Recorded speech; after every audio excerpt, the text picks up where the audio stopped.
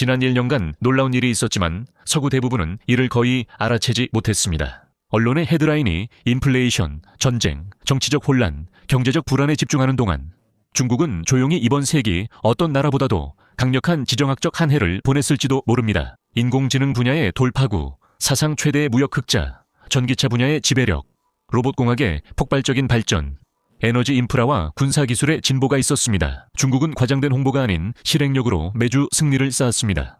이것이 현재 지정학적으로 왜 중요한지 설명드리겠습니다. 미래는 갑자기 찾아오는 것이 아니라 점진적인 흐름을 통해 드러납니다. 2026년 이후에 어떤 일이 일어날지 알고 싶다면 예측이 아니라 증거가 필요합니다. 2025년은 중국이 무엇을 이뤘는지 보여준 것뿐만 아니라 세계가 어디로 향하고 있는지도 보여줬기 때문입니다. 그래서 오늘은 지난 12개월 동안 있었던 중국의 가장 중요한 8가지 이야기를 정리해보려고 합니다.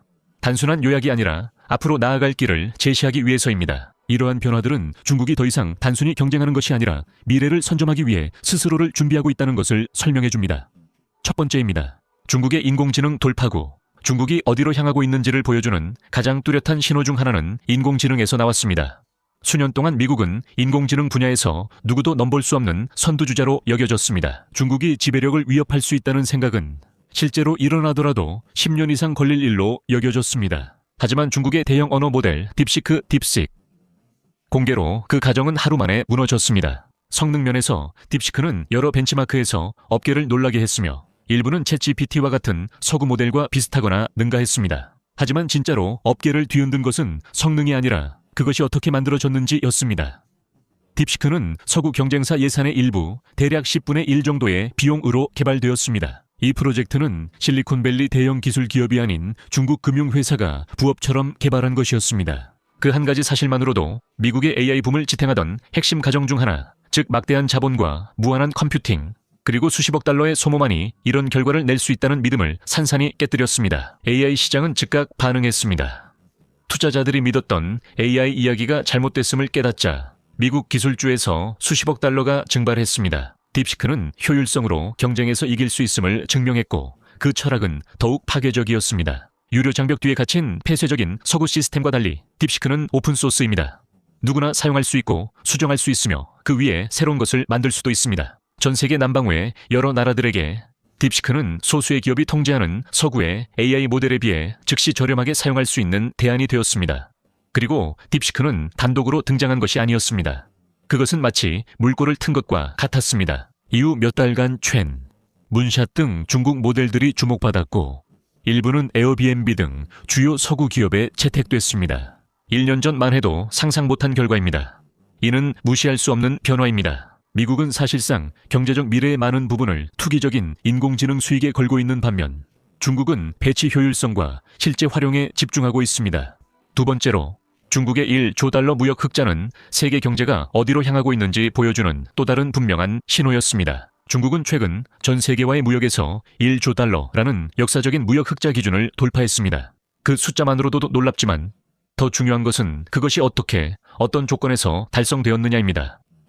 불과 20년 전만 해도 중국은 미국과 세계 무역에서 여전히 가려져 있었습니다. 오늘날 중국은 대부분 국가의 최대 교역 상대국입니다. 그러한 변화는 우연히 일어난 것이 아니라 장기적인 산업계획, 타의 추종을 불허하는 제조업의 깊이, 그리고 다른 어떤 주요 경제국보다도 빠르게 적응하는 능력의 결과였습니다. 하지만 이 이정표를 정말로 주목할 만하게 만드는 것은 그것이 이루어진 환경입니다.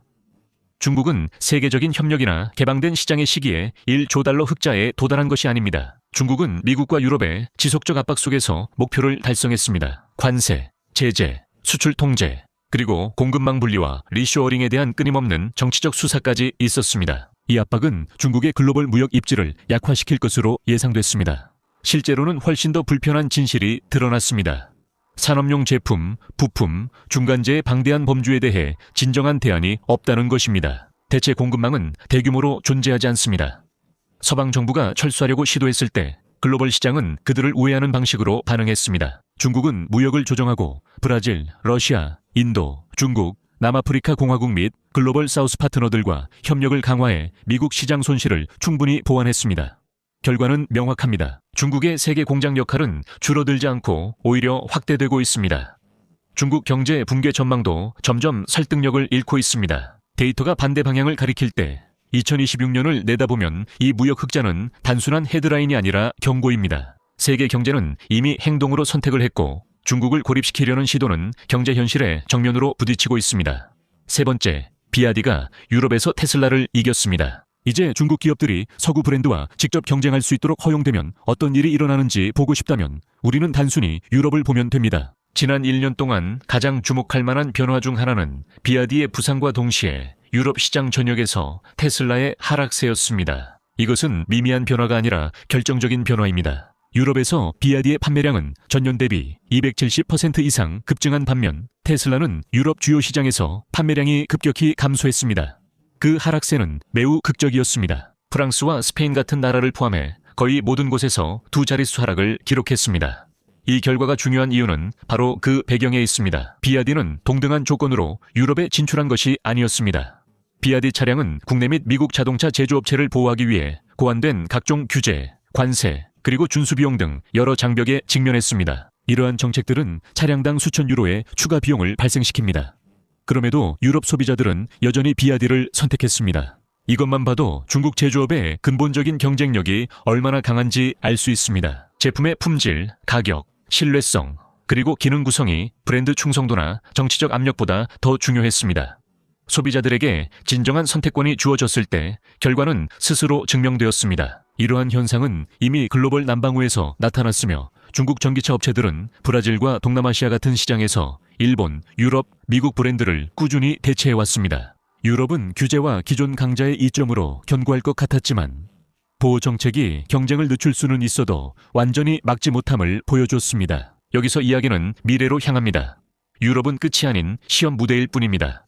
진짜 문제는 이 패턴이 북미에도 적용될지이며 이미 그 질문이 나오고 있습니다. 캐나다는 중국산 전기차 100% 관세의 장기적 지속 가능성을 공개적으로 논의해왔습니다. 만약 그 장벽이 무너진다면 비록 부분적으로라도 그것은 테슬라와 북미 전체 전기차 산업의 존재론적인 도전이 될 것입니다. 2026년을 앞두고 유럽에서 얻은 교훈은 분명합니다. 중국 기업들은 승리하기 위해 특별한 대우가 필요한 것이 아니라 단지 시장 접근만 필요하다는 것입니다. 그리고 한번 경쟁이 허용되면 그 결과는 더 이상 이론적인 것이 아닙니다. 네 번째는 중국의 소프트 파워 성장입니다. 지난 1년간 가장 과소평가된 변화 중 하나인데 경제나 기술 분야에서 일어난 것이 아니라 인식에서 일어난 변화입니다. 수십 년 동안 서방에서의 중국 이미지는 거의 전적으로 고정관념, 억압, 오염, 낮은 삶의 질, 그리고 제한된 기회로 정의되어 왔습니다. 그런 이야기가 계속된 건 정확해서가 아니라 거의 도전받지 않았기 때문입니다.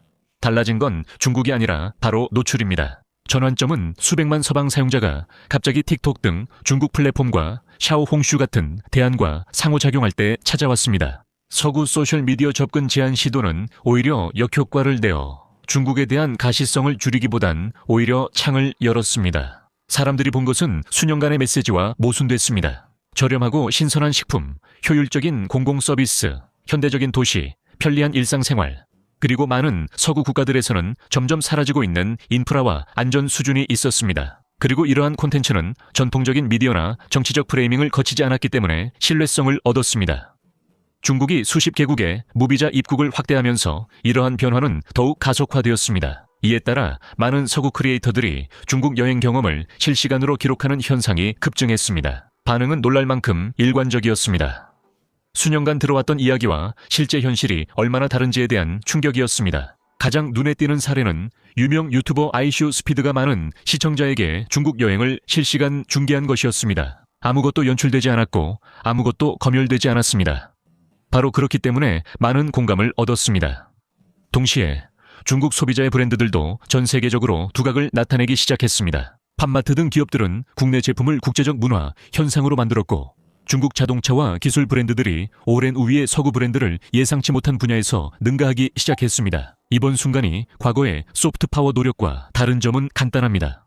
메시지 전달이 아니라 가시성이 주도했다는 것입니다. 중국은 사람들에게 무엇을 생각하라고 말하지 않았고 단지 현장에서 무슨 일이 일어나고 있는지 보여주기만 했습니다. 미국이 점점 내향적으로 변하고 중국에 대한 세계적 호기심이 커지면서 이런 변화가 더욱 빨라지고 있습니다. 2026년을 향해 가면서 중국의 소프트 파워가 상승하는 것은 홍보 때문이 아니라 기존의 내러티브가 더 이상 현실과 접촉하면서 살아남을 수 없기 때문입니다. 다섯 번째는 중국의 로봇 혁명입니다. 중국의 모멘텀 가속화는 로봇 공학에서도 뚜렷하며 이 혁신적 변화는 과소평가하기 어렵습니다. 중국 휴머노이드 로봇이 처음 공개돼 신선함으로 화제가 됐습니다. 동기화된 춤과 유연한 움직임, 공상과학 영화 같은 퍼포먼스가 있었지만 이런 볼거리에만 집중하면 진짜 이야기를 놓칩니다. 중요한 것은 로봇이 춤을 출 수 있다는 게 아니라 얼마나 빠르게 발전하고 있는지, 그리고 무엇을 위해 만들어지고 있는지입니다. 1년도 채 되지 않아 중국의 휴머노이드 로봇은 딱딱하고 조심스럽게 안무된 시연에서 유연하고 적응력 있는 시스템으로 발전했으며 복잡한 동작과 균형, 협응까지 가능해졌습니다. 이러한 발전 속도가 중요합니다. 수십 년 걸리던 혁신이 몇 달 만에 이루어지면서 기술이 빠르게 확장될 것입니다.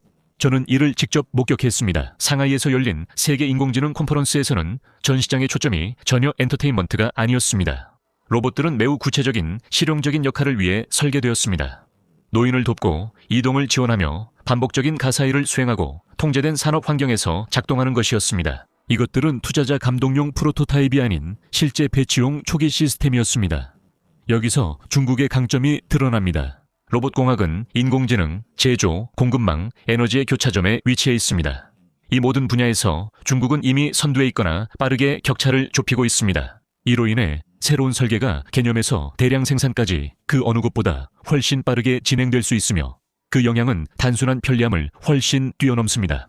인구가 고령화되고 노동력 부족이 선진국 대부분에서 심화됨에 따라 로봇공학은 경제적 필수 요소가 되고 있습니다. 중국은 자동화를 노동자 대체가 아닌 생산 능력 확장에 활용하고 있습니다. 2026년을 앞두고 이제는 인간형 로봇이 일상생활의 일부가 될지 여부가 아니라 누가 대규모로 이를 도입할 것인가가 관건입니다. 첫째, 그리고 진전 속도를 보면 중국은 더 이상 실험을 하고 있는 것이 아니라 노동의 미래 6번을 산업화하고 있습니다. 중국은 여전히 미래를 건설할 수 있습니다. 2026년을 맞는 중국의 뚜렷한 강점은 디지털이 아닌 물리적 요소입니다. 많은 선진국들이 노후 인프라와 과부하, 전력망 유지에 어려움을 겪는 반면 중국은 여전히 이런 일이 드뭅니다. 중국은 대규모로 건설하고 자신이 건설한 것을 움직일 에너지를 공급합니다. 중국은 삼엽댐에서 세계 최대 고속철도망에 이르기까지 오랫동안 야심찬 인프라로 잘 알려져 왔습니다. 이러한 패턴은 수십 년 동안 꾸준히 이어져 왔습니다. 달라진 점은 다른 나라들이 정체되는 동안에도 중국은 여전히 가속하고 있다는 것입니다. 그것도 가장 낙후된 지방 중 하나인 구이저우에서 말이죠. 중국은 최근 세계 최고 다리를 완공해 거대한 협곡을 가로지르며 운전 시간을 몇 시간에서 몇 분으로 단축했습니다. 이 프로젝트는 4년이 안 걸렸고 서방 여러 나라에서 비슷한 인프라를 건설할 때보다 훨씬 적은 비용으로 완성되었습니다. 오늘날 이런 대규모 프로젝트는 지연되기보다 아예 시도하지 않습니다. 하지만 인프라만으로는 이야기가 반밖에 안 됩니다. 현대 경제의 진짜 제약은 콘크리트나 철강이 아니라 에너지입니다.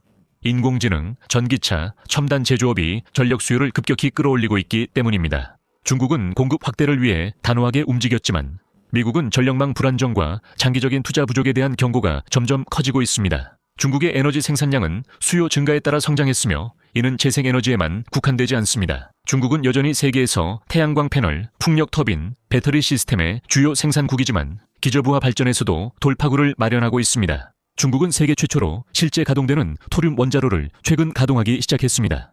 이 기술은 서구에서 이론적으로만 논의됐으며 실제 도입은 처음입니다. 대규모 운영 시 토륨 원자로는 풍부한 연료, 재활용 폐기물, 기존 원전 대비 본질적 안전성 등 이점이 있습니다. 동시에 중국은 핵융합 연구에서 새로운 기록을 세우며 실현 가능한 핵융합 에너지원에 한 걸음 더 다가섰습니다. 이는 사실상 지구에서 별의 에너지를 재현하는 것입니다. 핵융합은 아직 실험 단계이지만 빠른 진전이 일정의 큰 변화를 줍니다. 인프라와 에너지를 함께 고려하는 것이 강점입니다. 중국은 도로, 다리, 공장, 데이터 센터를 짓는 것뿐 아니라 이 시설들의 신뢰성 있고 저렴한 대규모 전력 공급도 보장합니다. 2026년을 앞두고 이것이 그 어느 때보다 중요해지고 있습니다. 경제 성장, 인공지능 도입, 산업 자동화, 국가 안보 모두가 물리적 역량에 달려 있습니다. 그리고 이 부분에서 중국은 단순히 따라잡는 것이 아니라 오히려 앞서 나가고 있습니다. 7번입니다. 제재는 중국을 멈추지 못했고 오히려 자급자족을 강요했습니다. 만약 인공지능이 경쟁이라면 첨단 반도체는 그 연료입니다. 수년간 미국은 자신들이 압도적 우위에 있다고 믿어왔습니다. 워싱턴의 전략은 단순했습니다. 중국의 첨단 칩 접근을 제한하고 인공지능 분야의 발전을 늦추면 미국이 기술적 우위를 유지할 수 있다고 본 것이죠. 이론상 타당했지만 실제로는 계획이 역효과를 냈습니다. 얼마 전까지만 해도 분석가들 사이에서는 중국이 첨단 칩 개발에서 미국보다 수년 뒤처져 있다는 것이 일반적인 견해였습니다. 하지만 이제 그 이야기는 무너졌습니다. 업계 내부의 리더들조차 이를 인정하기 시작했습니다. 엔비디아의 최고 경영자 젠슨 황은 양국의 생산 시설을 방문한 후 이를 솔직하게 밝혔습니다. 중국의 격차 축소 능력을 과소평가하면 실패할 수밖에 없습니다. 중국의 돌파구는 서구의 설계를 모방해서 나온 것이 아니라 제약을 극복하며 적응한 결과였습니다. 중국의 칩이 하나하나로 보면 엔비디아의 최신 모델에 아직 뒤처질 수 있지만 중국은 첨단 적층 및 클러스터링 기술을 활용해 시스템 차원에서 이 문제를 해결했습니다. 화웨이와 같은 기업들은 여러 프로세서를 결합해 세계에서 가장 강력한 AI 시스템에 필적하는 컴퓨팅 성능을 달성할 수 있었습니다. 다시 말해 중국이 항상 단일 최고의 칩을 보유한 것은 아니었지만 동일한 결과를 이뤄냈으며 컴퓨팅 분야에서는 이름보다 결과가 더 중요합니다. 진정한 전환점은 중국이 반도체 자립에 오랫동안 빠져있던 골이었던 자국산 리소그래피 장비를 성공적으로 개발했다는 사실이 확인되면서 찾아왔습니다. 수년간 외국 리소그래피 장비 의존이 중국의 가장 큰 걸림돌이었습니다. 하지만 이제 그 기술력을 자체적으로 확보하게 되면서 영구적인 기술 봉쇄라는 논리는 사실상 무너졌습니다. 이 변화가 중요한 이유는 선택이 아니었기 때문입니다. 미국의 수출 통제는 중국의 선택권이 아닌 마감 시한을 준 것이었습니다. 중국은 압박받을 때처럼 인재, 자본, 산업 역량을 총동원해 대응했습니다. 이 이야기는 동등함에서 끝나는 게 아니라 여기서부터 더 빨라집니다. 자급자족이 되면 반복 속도가 빨라지고 비용이 줄며 의존도도 사라집니다. 2026년을 앞두고 반도체 판도는 더 이상 중국이 서방 칩 없이 생존 가능한지가 아니라 중국이 경쟁의 허락이 필요 없어질 때 서방이 우위를 지킬 수 있을지로 바뀌었습니다. 그리고 8번째, 중국은 미래를 계획하는 반면 다른 나라들은 현재에 대해 논쟁만 하고 있습니다. 오늘 영상에서 다룬 모든 트렌드들, 즉 인공지능, 무역 지배력, 전기차, 로봇공학, 인프라, 에너지, 반도체 자급자족까지 모두 중국을 서방과 구분짓는 더 깊은 하나의 강점을 가리키고 있습니다. 바로 장기적인 계획입니다. 중국은 2030년 제15차 5개년 계획에 돌입합니다. 또한 중국은 미래에 대해 추측하지 않습니다. 중국은 계획을 공식화하고 있으며 이 계획은 새로운 우선순위를 만들어내는 것이 아니라 이미 쌓아온 모멘텀을 확고히 하는 것입니다. 이 계획의 중심에는 3가지 명확한 기둥이 있습니다. 첫째, 첨단 산업으로의 결정적인 전환입니다. 반도체, 인공지능, 로봇공학, 항공우주, 그리고 첨단 제조업은 더 이상 신흥 산업으로 취급되지 않고 국가 역량의 전략적 기반으로 간주되고 있습니다. 둘째, 전략적 자립입니다. 수년간의 관세, 제재, 그리고 수출 통제 이후 중국은 이미 필요에 의해 요구되었던 것을 제도화하고 있습니다. 적대적인 공급망에 대한 노출을 줄이는 동시에 내수 시장을 강화하고 있습니다. 이로 인해 중국 경제는 더욱 회복력이 강해지고 외부의 압력에도 훨씬 더 강해집니다. 그리고 셋째, 대규모 에너지와 지속 가능성입니다. 중국의 공격적인 재생에너지, 전기차, 그리고 차세대 전력 시스템 도입은 기후 목표 때문이 아니라 성장과 자동화, 그리고 인공지능 확장이 에너지 부족으로 인해 결코 제약받지 않도록 하기 위한 것입니다. 이 계획이 중요한 이유는 중국 실적 때문입니다. 역사적으로 중국은 모든 목표를 완벽하게 달성하지는 않지만 꾸준히 충분히 많은 목표를 달성해서 장기적인 이점을 쌓아왔습니다. 이런 연속성 덕에 기술, 인프라, 산업 투자가 시간이 지나며 상호 강화됩니다. 이는 대부분의 서구 정치 체제에서는 불가능합니다. 이것이 우리를 더 큰 그림으로 이끕니다. 한 발짝 물러서서 이 8가지 이야기를 함께 보면 분명한 하나의 패턴이 보입니다. 중국은 단일한 돌파구나 일시적인 이점에 의존하지 않고 모든 전략적 영역에서 동시에 발전하고 있습니다. 기술, 에너지, 제조업, 군사력, 인프라, 그리고 장기적 계획까지 말이죠. 그건 운이 아닌 추진력입니다. 2026년. 이 중요한 이유는 2025년에 가속된 흐름들이 이제 복합적으로 작용하기 때문입니다. 중국의 시스템들이 서로 강화되고 있습니다.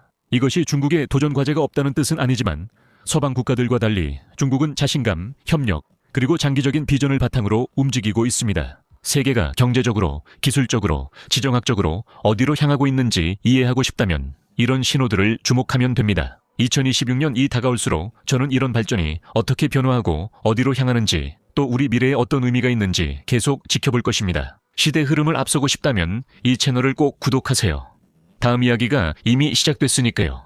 여러분, 이 영상 끝까지 시청해주시고 지난 몇 년간 보내주신 응원에 진심으로 감사드립니다. 언제나 그렇듯이 우리는 세계에서 가장 중요한 지정학적 흐름을 논의하고 중국에 대해 이야기하기 위해 이 유튜브 채널을 시작했습니다. 중국은 의심할 여지 없이 우리 모두의 미래의 핵심적인 나라가 될 것입니다. 그리고 2026년 첫 달에 우리가 본 것처럼 전 세계의 나라들이 실제로 미국에서 멀어지고 중국에 더 가까워지고 있습니다. 오늘 영상에서 말씀드린 8가지 이유를 보면 분명히 알 수 있습니다. 항상 성원에 감사드리며 곧 다음 영상에서 뵙겠습니다.